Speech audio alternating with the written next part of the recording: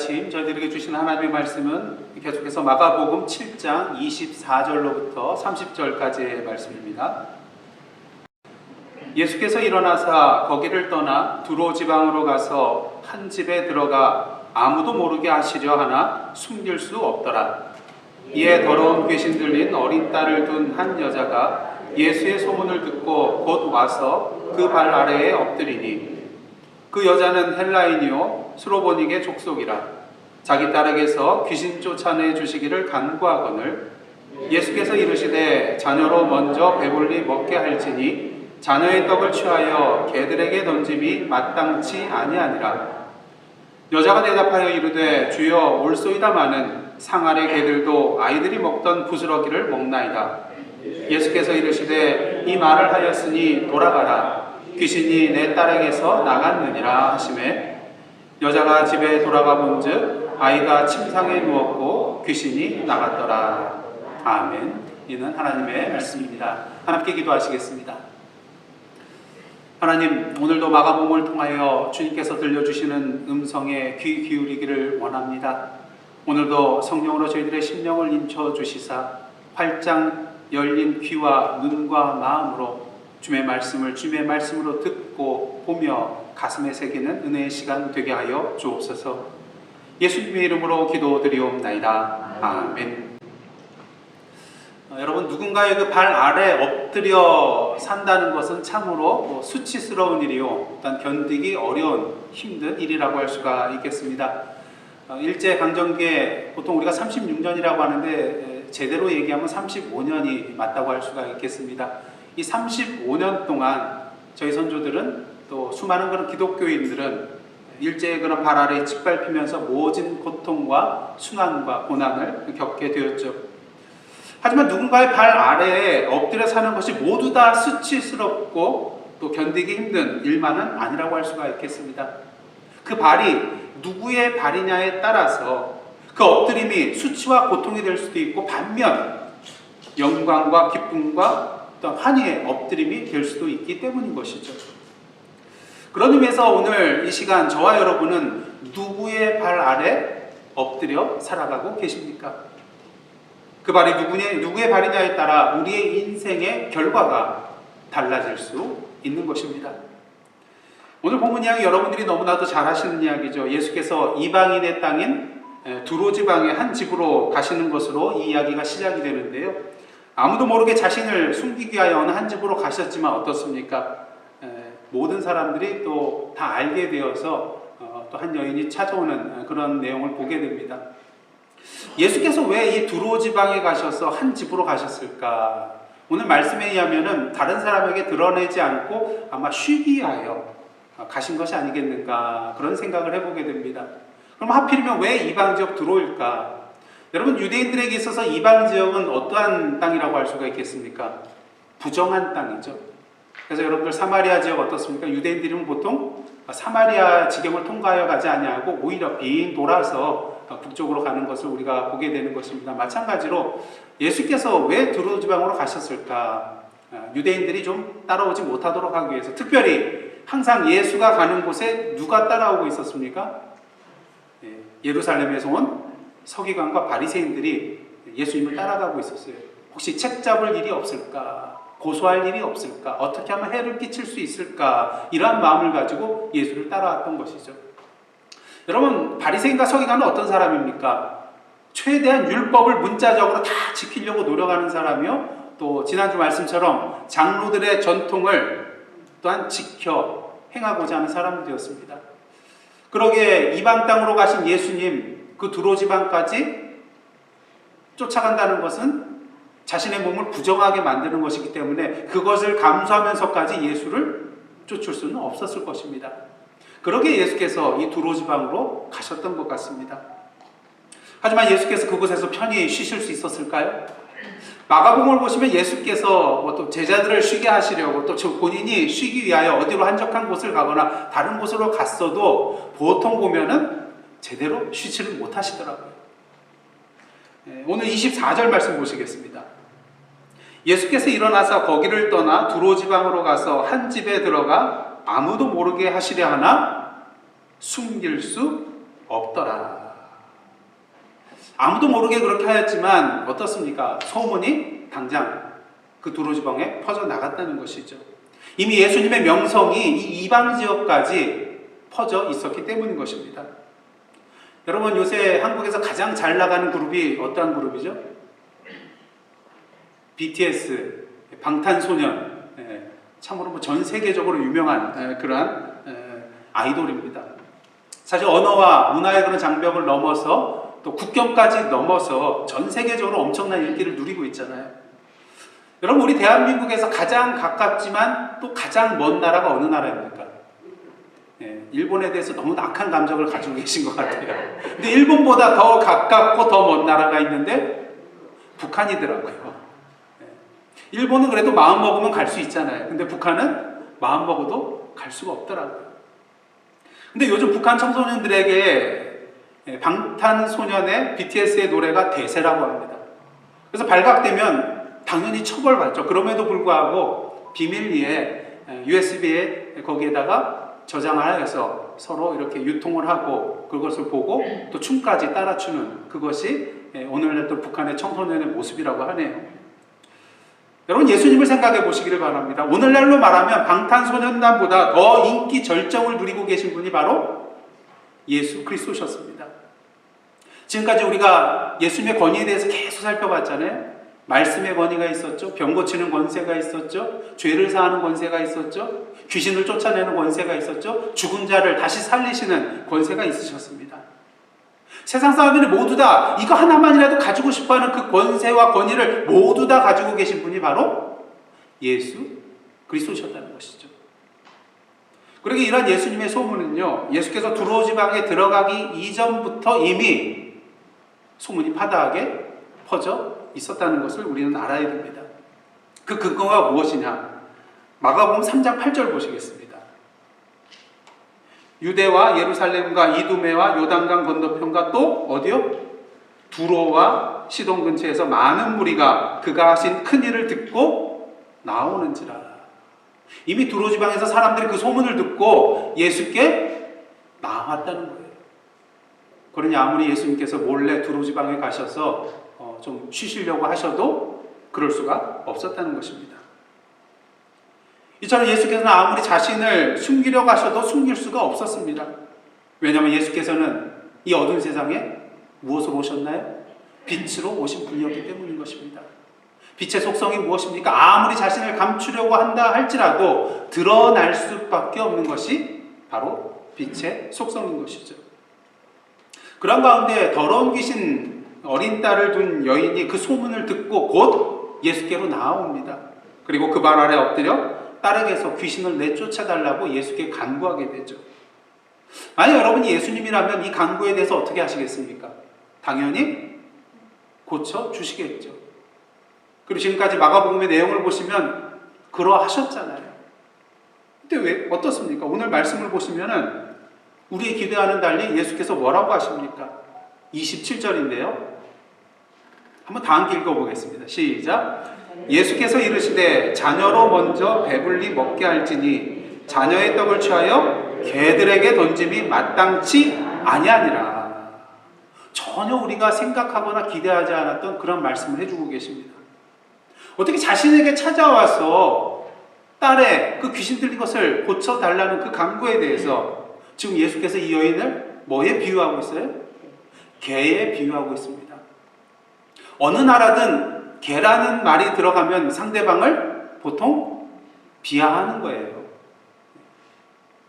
요새 우리 반려견이라 가지고 강아지같이 귀엽다 이런 표현도 할 수는 있겠지만 대부분 보면요, 개가 들어가는 그런 욕들이나 또 조소가 많은 것을 우리가 분명히 보게 됩니다.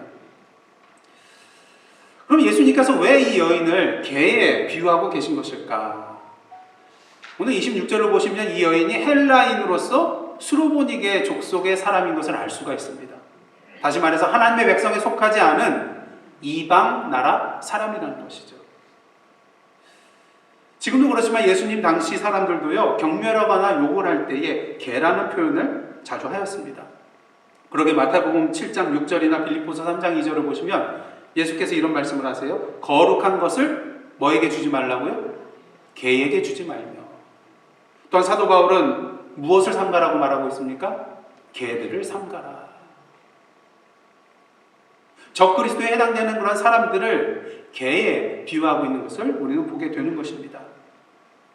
하지만 아무리 이방인이라 할지라도 사랑과 자비와 은혜의 예수님이시잖아요. 그 예수님을 향하여 기대감을 가지고 소망을 품고 나온 이 여인에 대해서 어떻게 이렇게 개에 비유할 수 있겠는가? 참으로 놀랄만한 일인 것입니다. 그래서 예수께서 왜 이러한 표현을 하였는가에 대해서 학자들마다 의견이 분분합니다. 어떤 뉘앙스로 하신 것인가? 또한 어떠한 목적으로 이러한 말씀을 하셨는가? 그것을 설명해 드리려면 이 예배식은 전체를 들여서 설명을 해드리기 때문에 오늘은 여기에 집중하기보다는 이러한 예수님의 말씀에 대한 이 수로보니게 족속의 여인의 그러한 반응에 대해서 초점을 맞추고자 합니다. 여러분, 당시 헬라 여인으로서 유대인 남성의 발 아래에 엎드려서 간구한다는 것 결코 쉬운 일이 아닙니다. 여러분, 지금이라도 그렇게 하라 그러면 쉬운 일인가요? 아니거든요. 그런데 이제 개 취급을 받는 수치를 당합니다. 여기까지 왔으면 여러분들 어떻게 반응하시겠습니까? 당신이 뭔데? 이러면서 그냥 당장 일어나서 제 갈 길을 갈 수도 있겠죠. 그런데 놀랄 일이 생겨납니다. 오늘 28절 말씀입니다. 여자가 대답하여 이르되 뭐라고 합니까? 주여, 올소이다마는. 나에 대해서 개라고 비유한 것, 맞습니다. 하지만 뭐라고 합니까? 상 아래 개들도 아이들이 먹던 부스러기를 먹나이다. 예수님의 말씀에 대해서 옳다고 말합니다. 긍정합니다. 자신은 개이기 때문에 자녀에게 주는 그 떡을 먹을 가치는 없습니다. 하지만 상 아래에 있는 그런 개들도 아이들의 먹던 부스러기를 먹는 것처럼 자신과 딸이 그 부스러기를 먹을 가치가 있음을 예수께 호소하고 있는 것이죠. 특히 여러분, 예수님의 말씀을 자세히 보시면요, 이 여자의 간구에 대하여 영원히 거절하신 것이 아님을 알 수가 있습니다. 27절 말씀 다시 한번 자세히 보시겠습니다. 예수께서 이르시되 자녀로 뭐라고 하겠습니까? 먼저 배불리 먹게 할지니 자녀의 떡을 취하여 개들에게 던짐이 마땅치 아니하니라. 여기서 눈여겨봐야 할 내용은 자녀로 먼저 배불리 먹게 할지니입니다. 자녀는 누구를 가리키죠? 하나님의 선민인 이스라엘 백성, 당시 유다 백성들을 가리키는 것입니다. 중요한 사실은 이스라엘 백성에게만 떡을 주신다는 것이 아니라 단지 순서에 있어서 먼저 이스라엘 백성들에게 떡을 주시겠다는 것이죠. 이는 무엇을 말합니까? 이방인에게도 그 기회가 주어질 것이라는 것입니다. 다만 아직 그 순서가 되지 않았다는 것이죠. 그렇게 사도 바울은 로마서 1장 16절을 통해서 이러한 말을 하고 있습니다. 내가 복음을 부끄러워하지 아니하노니 이 복음은 모든 믿는 자에게 구원을 주시는 하나님의 능력이 됨이라. 그런데 중요한 것은 먼저는 누구요? 유대인에게요. 그리고 헬라인에게로다. 복음이 유대인에게 먼저 주어졌고 그 다음으로 헬라인 이방인에게도 동일한 복음이 주어졌음을 얘기하고 있는 것이죠. 오늘 본문의 수로보니게 여인은요, 예수님의 이 말씀에 대해서 결코 낭망하거나 절망하지 않았습니다. 비록 자신이 개 취급을 받는다 할지라도 자녀의 떡부스러기를 먹을 수 있는 기회가 자신과 딸에게도 주어질 수 있다는 것을 예수님의 말씀 속에서 발견했기 때문인 것이죠. 그렇다면 예수님의 말씀에 대하여 옳다고 하면서 상 아래에 있는 개들도 아이들이 남긴 부스러기를 먹나이다 말한 이 여인에게 예수께서 뭐라고 하고 계십니까? 29절입니다. 다 함께 읽겠습니다. 시작. 예수께서 이르시되 이 말을 하였으니 돌아가라. 귀신이 내 딸에게서 나갔느니라. 고침을 받았다고 말합니다. 이에 여자가 집으로 돌아가 보니 침상에 누워있는 자신의 딸의 상태가 괜찮아 보여요. 귀신이 나갔던 것입니다. 귀신을 쫓아내는 주님의 권세의 기적이 그녀에게 일어났던 것이죠. 그런 의미에서 예수께 나와 그 발 아래 엎드렸던 수로보니게 여인의 엎드림은 결코 수치와 모욕과 고난의 엎드림이 아니었음을 알 수 있습니다. 오히려 참된 기쁨과 치유와 회복과 영광으로 그를 이끄는 그러한 엎드림이었다는 것이죠. 이 시간 다시 한번 여러분께 질문합니다. 여러분은 지금 누구의 발 아래 엎드려 계십니까? 바라기는 그 발의 주인이 우리 예수 그리스도이시기를 간절히 원합니다. 그렇다면 예수님의 발 아래에 엎드린다는 것, 이것은 구체적으로 오늘 우리에게 무엇을 의미하는 것일까요? 첫째로 예수의 발 아래에 엎드린다는 것은 연약함을 의미합니다. 오늘 본문에 나오는 여인의 문제가 무엇입니까? 자신의 사랑하는 어린 딸이 귀신 들려서 고통받고 있다는 것이에요. 근데 이거보다 더 큰 문제가 있는데 그것은 바로 그녀에게 귀신을 내쫓을 수 있는 뭐가 없어요? 능력이 없다는 것입니다. 지금 저희들은 아까 장로님께서 기도하신 바와 같이 코로나19로 말미암아서 벌써 이제 2년 가까이 고통을 받고 있습니다. 이로 인해서 수많은 사람들이 죽었고요. 또 치료받고 회복이 되었다 할지라도 많은 사람들이 후유증으로 고생하고 있는 것을 보게 됩니다. 그래도 백신이 개발되고 또 백신 접종하게 됨으로써 어느 정도 마음을 놓을 수 있는 그 정도의 그런 상황이 되었습니다. 하지만 어떻습니까? 요즘 또 델타 플러스 변이 바이러스가 창궐하여서 또다시 어려운 국면에 처하고 있는 것을 우리가 보게 됩니다.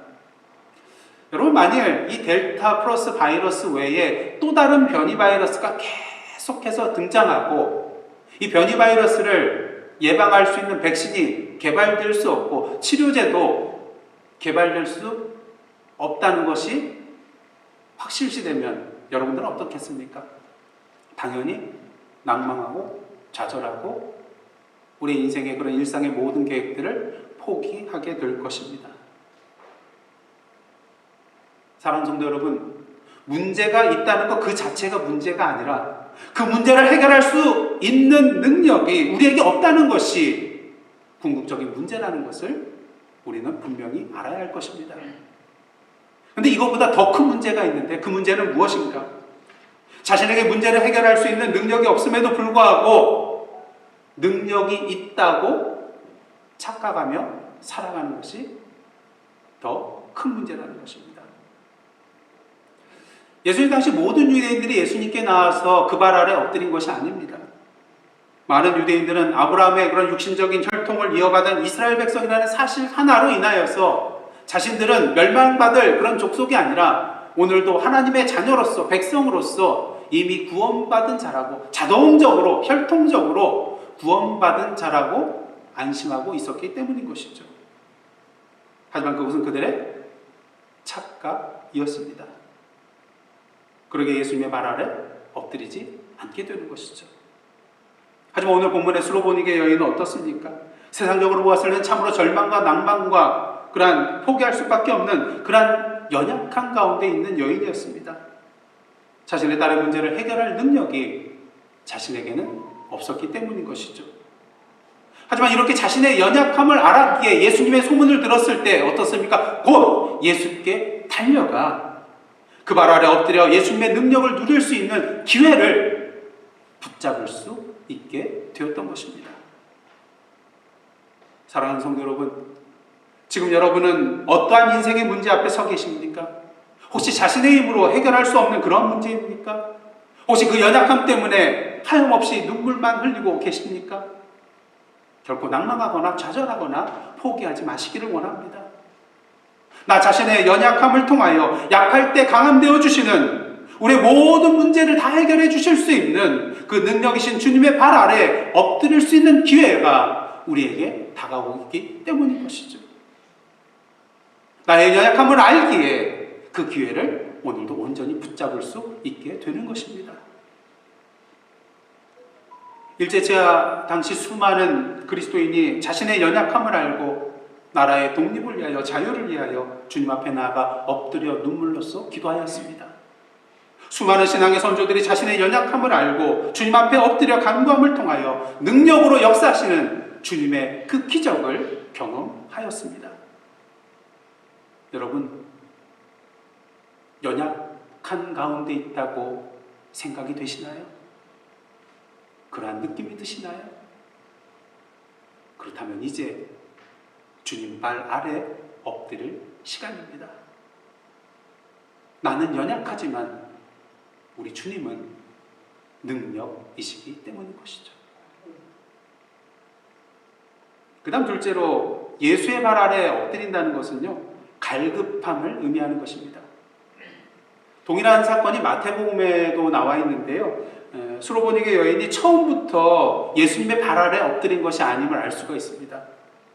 마태복음 15장 21절 22절인데요, 예수께서 거기서 나가사 두로와 시돈 지방으로 들어가시니 가나안 여자 하나가 그 지경에서 나와서 뭐하고 있습니까? 소리질러 이르되 주 다윗의 자손이여 나를 불쌍히 여기소서. 내 딸이 흉악하게 귀신 들렸나이다. 근데 마태복음을 보시면요, 이 여인의 간구하는 외침에 대하여 예수님께서 묵묵부답이십니다. 대답을 하지 않으세요. 그리고 곁에 있던 제자들이 뭐라고 합니까? 저 여자가 이렇게 소리 지르면서 시끄럽게 하면서 따라오는데 좀 예수님 저 여자 좀 돌아가게 해주십시오. 여러분 어떻습니까? 옛날 약장수, 동네 약장수, 일단은 애들 먼저 다 끌어모아요. 그 다음에 이제 본론으로 들어가게 되면 뭐라고 합니까? 애들은 가. 필요 없다는 거죠. 지금 예수님 안 그래도 시기하여 왔는데 이렇게 여인이 시끄럽게 하면은 더 쉬고 싶어도 못 쉬는, 또 예수님이 귀찮게 되는 그런 일이 벌어지잖아요. 그래서 아마 예수님을 생각해서 저 여인을 좀 그냥 어떻게 해서 돌려보내십시오, 그렇게 얘기를 한 것 같습니다. 무엇을 말합니까?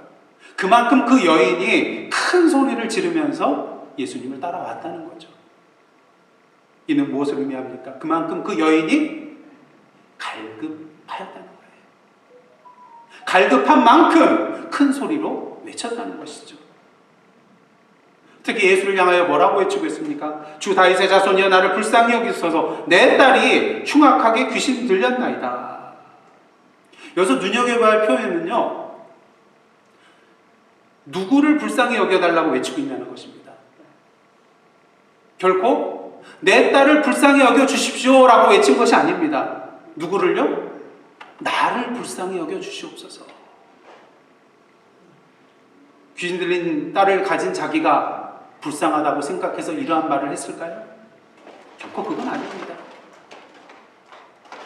그렇다면 왜 나를 불쌍히 여겨달라고 했을까? 귀신 들린 딸을 자신과 동일시 했다는 것입니다. 자신의 딸의 문제가 곧 나의 문제였기에 나를 불쌍히 여겨 주옵소서. 이 말은 곧 내 딸을 불쌍히 여겨 주옵소서. 이것과 동일한 의미였다는 것이죠. 여러분, 예수님의 제자들이 이 여인을 불쌍히 여기지 않고 돌려보내는 것이 좋겠다고 한 이유는 무엇이겠습니까? 이 여인의 문제가, 이 여인의 딸의 문제가 자기들의 문제가 되지 못했기 때문인 것이에요. 만약 이 여인이 12 제자들 중 한 사람의 가족이었었더라면 제자들이 어떻게 했을까요? 이 여인이 소리지기 전에 이 여인을 예수님께 데리고 왔을 거예요. 예수님, 이 여인의 딸이 귀신 들렸습니다. 제발 고쳐주옵소서. 이 귀신을 내쫓아 주옵소서. 아마 이렇게 간절하게 간구했을 거예요. 왜? 자기 동료의 아는 사람이잖아요. 사실 여러분의 기도 어떻습니까? 아는 사람의 기도가 더 갈급하게 나가나요? 모르는 사람의 기도가 더 갈급하게 나가나요? 당연히 아는 사람이죠. 가족의 기도가 더 갈급하게 나갑니까? 우리 성도님들의 기도가 더 갈급하게 나갑니까? 가족의 기도더라고요.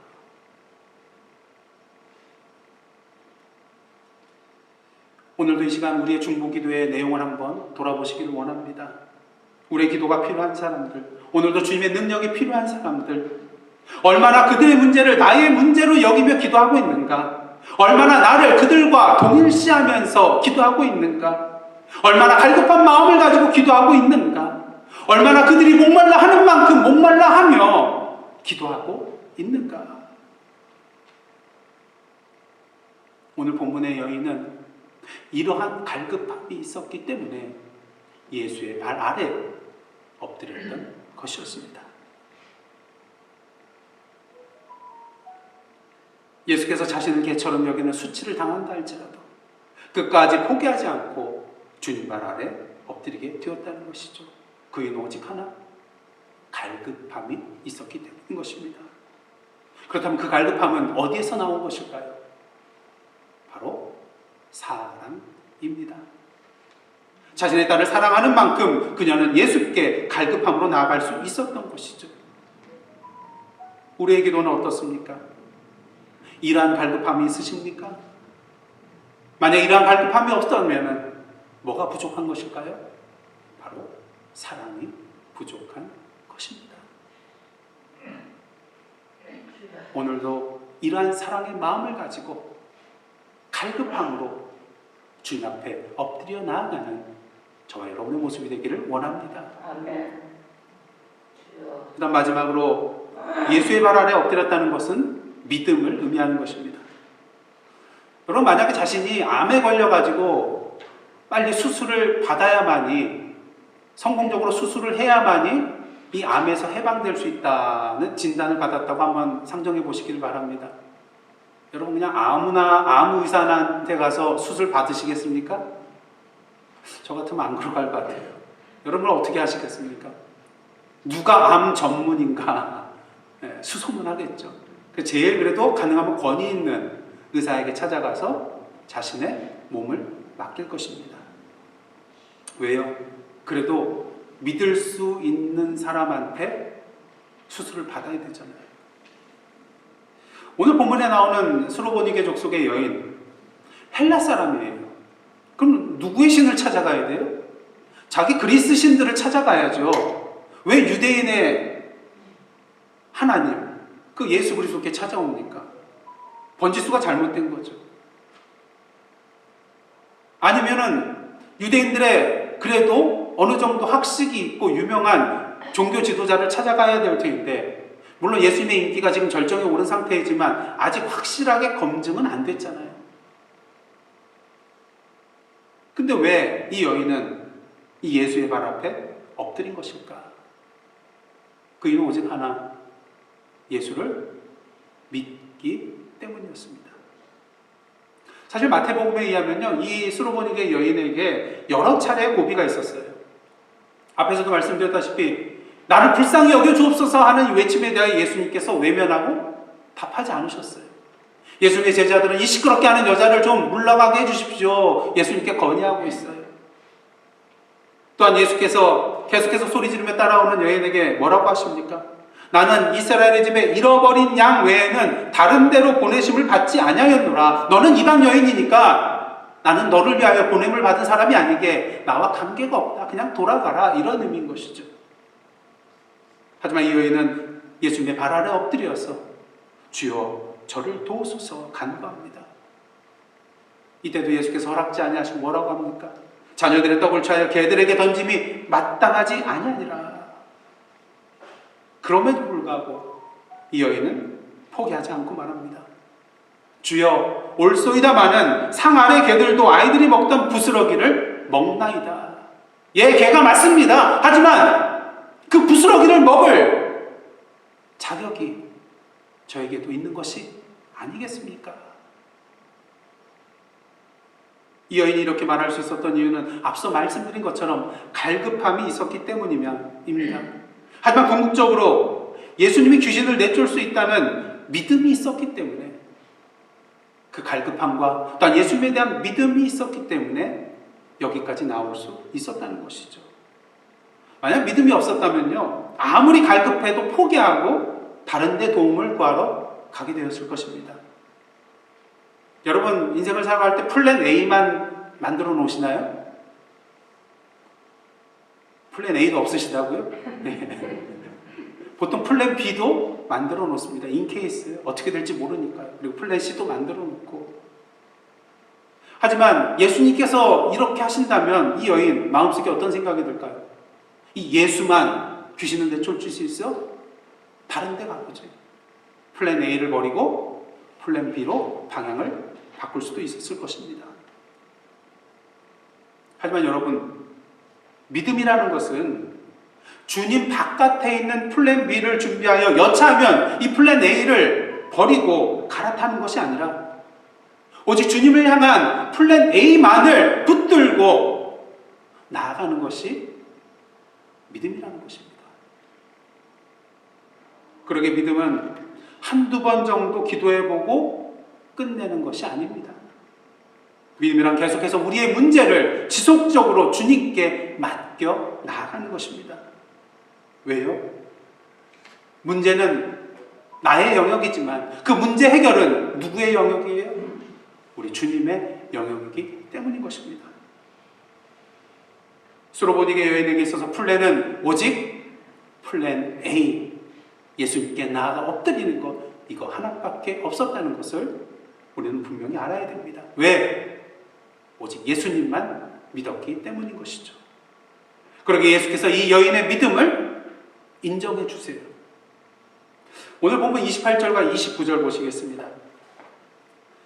여자가 대답하여 이르되 주여 올소이다마는 상 아래 개들도 아이들이 먹던 부스러기를 먹나이다. 그러자 이 믿음을 보시고 예수께서 이르시되 이 말을 하였으니 돌아가라. 귀신이 내 딸에게서 나갔느니라 하시네. 여기 구체적으로 믿음에 대하여 언급하는 그런 내용은 나타나 있지 않습니다. 하지만 동일한 내용이 나와 있는 마태복음 15장 27절과 28절을 보시면 오늘 본문에 이 말을 하였으니 돌아가라는 것이 무엇을 의미하는가 분명히 알 수가 있는데요. 27절, 28절 다 함께 읽겠습니다. 시작.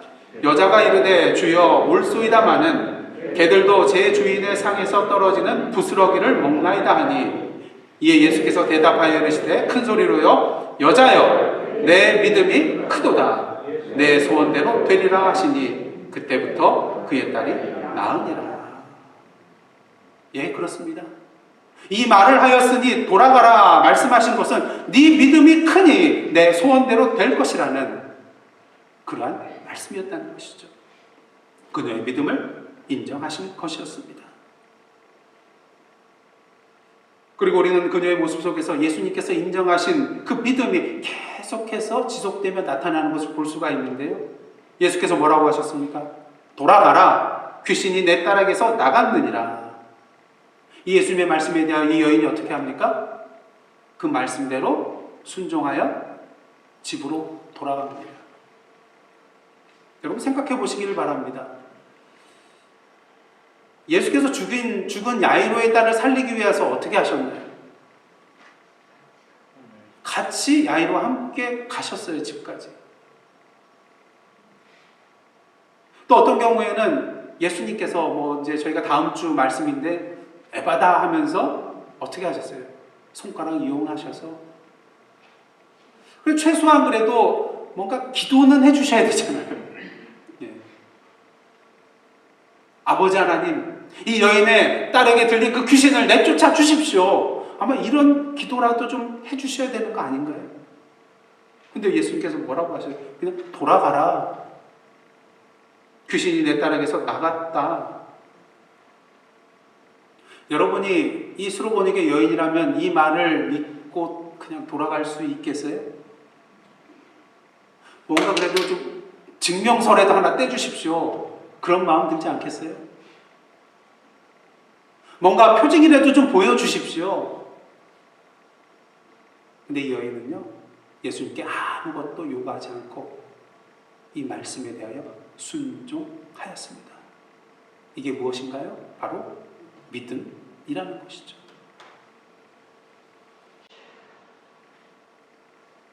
그리고 집으로 돌아갔더니 어떻게 되었습니까? 예수님의 말씀대로 자신의 딸에게 있던 귀신이 이미 나가고 없음을 목도하게 되었다는 거죠. 사랑하는 성도 여러분, 오늘도 예수님의 기적을 보기를 원하십니까? 그렇다면 오직 주님의 발 아래 엎드리시기를 바랍니다. 그리고 모든 것을 주님께 믿음으로 맡기시기를 원합니다. 이제 말씀을 마치기를 원합니다. 오늘 본문의 사건은요, 예수님께서 귀신 들린 이방 여인의 딸을 고쳐주신 기적의 사건입니다. 하지만 우리는 이 기적의 사건을 통해서 기적 그 이상의 것을 분명히 보아야 합니다. 이 기적의 사건은 무엇입니까? 생명의 떡이 되시는 주님의 복음이 누구에게도 열려 있어요? 이방 사람에게도 열려 있다는 것을, 그들도 사단의 권세로부터 자유롭게 될 수 있다는 것을, 이방 땅과 이방인이 더 이상 부정한 땅과 부정한 사람이 아니라 예수 그리스도 안에서 거룩한 땅이요 거룩한 백성, 거룩한 사람이 될 수 있다는 것을 보여주는, 온 세상을 향한, 유대인들뿐만 아니라 저희들과 이 세상 모든 사람들을 향한 주님의 복음의 선포의 사건이었다는 것입니다. 바라기는 광복절을 맞이하여 비록 우리가 육신적으로는 자유를 누리고 있지만 오늘도 영적으로 사단에게 사로잡혀서 살아가고 있는 그 뭇 영혼들을 위하여 수로보니게 여인의 모습으로 살아가는 저와 여러분의 삶의 모습이 되기를 원합니다. 우리의 연약함을 인정함으로써 능력의 주님을 붙드는 기회를 누리시는 저와 여러분 되기를 원합니다. 그들을 진정 사랑함으로 그들의 문제를 나의 문제로 동일시하고 주님 앞에 갈급함으로 나아가는 저와 여러분의 기도의 시간이 되기를 원합니다. 그리고 이 세상의 어떤 문제보다도 더 크신 그 주님 앞에 믿음으로 우리의 모든 문제들을 온전히 내어 맡기고 나아가시는 믿음의 삶 되시기를 원합니다. 그 발 아래 엎드리니 오늘도 저와 여러분이 붙들고 나아가야 할 플랜 A입니다. 기도하시겠습니다. 하나님, 오늘도 주님의 발 아래 엎드리기를 원합니다. 우리의 연약함을 알고 갈급함으로 주님 앞에 우리의 모든 문제를 믿음으로 맡김으로써 오늘도 주님의 기적을 체험하고 이 땅 위에 하나님의 나라의 지경을 넓혀 나아가는 저희들의 삶 되게 하여 주옵소서. 이 모든 말씀 예수님의 이름으로 기도드리옵나이다. 아멘. 이제 다 함께 파송의 말씀으로 나가시겠습니다. 사랑하는 성도 여러분, 하나님께서 여러분을 다시 복음 앞에 부르고 계십니다. 주여, 주님의 부르심에 순종하며 이 땅의 복음의 사명자로 살아가겠나이다. 아멘. 이제 다 함께 결단의 찬양으로 나아가시겠습니다. 주님 앞에 결단하는 마음으로 힘차게 찬양 드리겠습니다. 살아계신 주 나의 잠든 소망 걱정 근심 전혀 없네. 사랑의 주네 발길임 더하니 내 모든 삶의 기쁨 늘 충만하네.